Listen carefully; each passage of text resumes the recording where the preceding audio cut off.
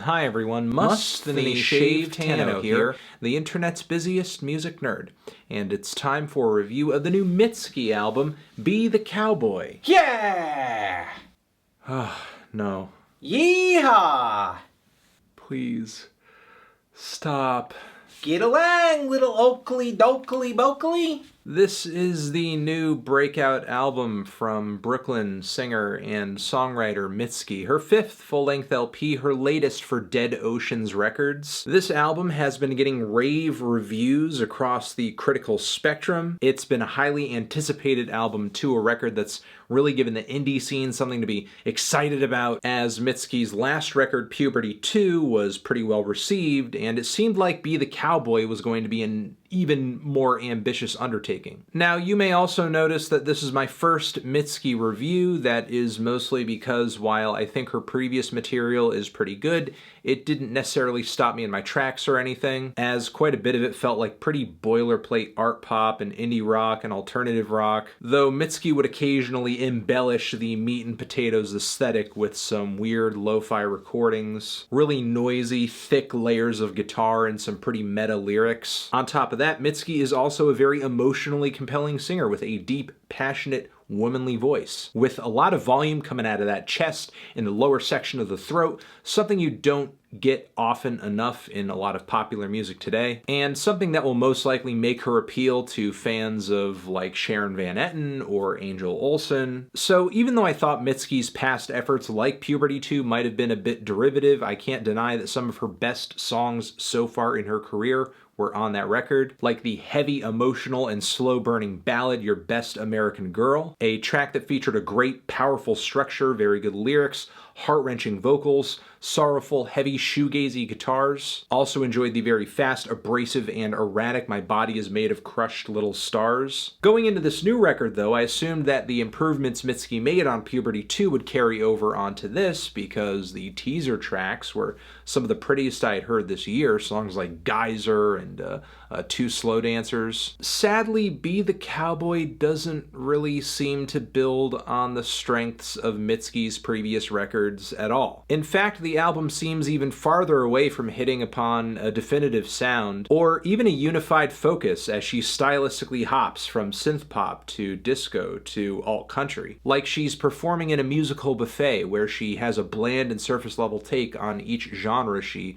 serves to the audience with tongs and a sneeze guard. The dramatic atmospheres and abrasive and unique aesthetic twists that she would pull off on her last record seem to have been swapped out entirely on this new album for instrumentation that sounds maybe a little bit more mature, but on the whole, it's pretty safe and risk-free. And another thing Be the Cowboy could have used are some more fleshed out song structures and satisfying song lengths. As this album is 30 minutes long, about the same length as her previous efforts, but Be the Cowboy features more tracks. So you have the same runtime being spread out amongst more songs, which is odd because an album of this style and with this many tracks could have easily been 40 minutes and great. But instead, Mitski neuters multiple tracks on this thing with abrupt and super brief endings, or weaving some of these tracks into odd musical detours that bring them to awkward finishes. I mean, it's no surprise given the material that she had on her last couple of records that the most emotionally compelling song on this thing is the longest. Again, the song Two Slow Dancers, and generally it's not even really that long of a track. It's kind of just a normal song length. It's the tracks on this thing that are 1 and 2 minutes long that are kind of underwhelming and lack impact. And Mitski is no stranger to short songs. Her previous records feature them. But at least on past efforts, she would come through with some kind of direct,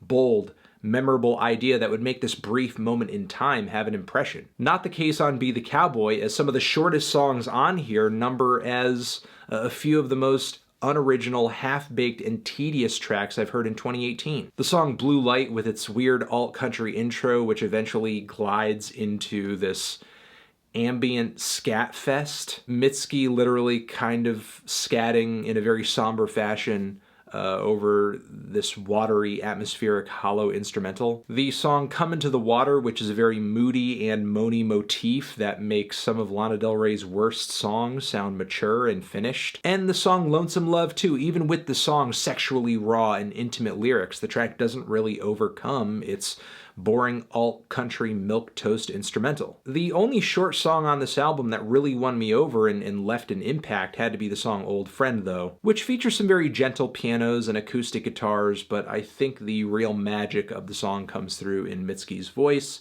the incredibly sentimental lyrics, and the odd way that the instrumental grooves, the pianos, the guitars, the drums, the Mitski's vocals too, they feel almost offset from one another in a very alluring and confusing yet hypnotic way. The slightly more formal songs in the track list here are more appealing, but not by much. The song Why Didn't You Stop Me, which sounds kind of like a stale piece of synth-infused indie rock from the 2000s that could have dropped in 2003 and would have been completely old hat by 2005, even with its illustrious horn finish. The song Nobody sounds like an awkward attempt at a Morrissey croon over a lackluster indie disco instrumental. Mitski's vocals and lyrics, once again, are pretty impressive, but the instrumental leaves a lot to be desired and kind of reminds me of Belle and Sebastian's recent attempts at going dance. When Mitski does manage to overcome the weak pastiche of dated Indian alt-rock over the past 10 to 20 years,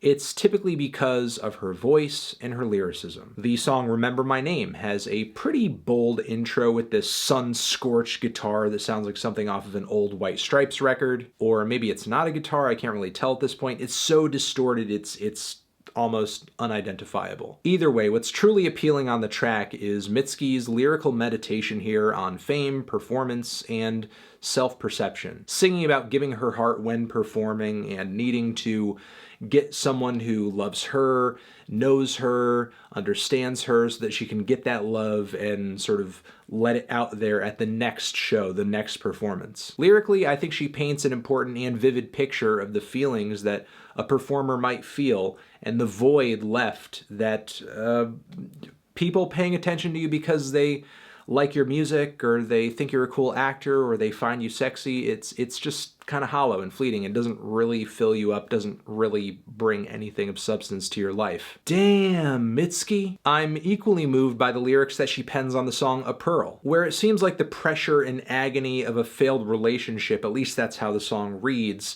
has created this image, or rather this pearl in her mind that she kind of rolls around, it glows, she stares at it, she's hypnotized by it, she can't seem to look away. She also speaks about falling in love with this relationship or the state of it and refers to that as a war. The song Me and My Husband is a very jaunty piece of piano rock that sounds like it could have been on the first couple of Ben Folds 5 records. Lyrically, it's very much about the rough and the smooth of her married experience and kind of sticking with that through the lows. It's an admirable and beautiful song, and again, Mitski's voice really kind of makes it. The song Washing Machine Heart is a bustling and fast piece of very sinister synth pop. And again, another major highlight for me is Two Slow Dancers, the last and the longest song on the album. And why? It has one of the simplest instrumentals here with some very cool, watery keyboards and occasional rushes of strings, and of course Mitski's voice. You could argue it's one of the plainest instrumentals here, but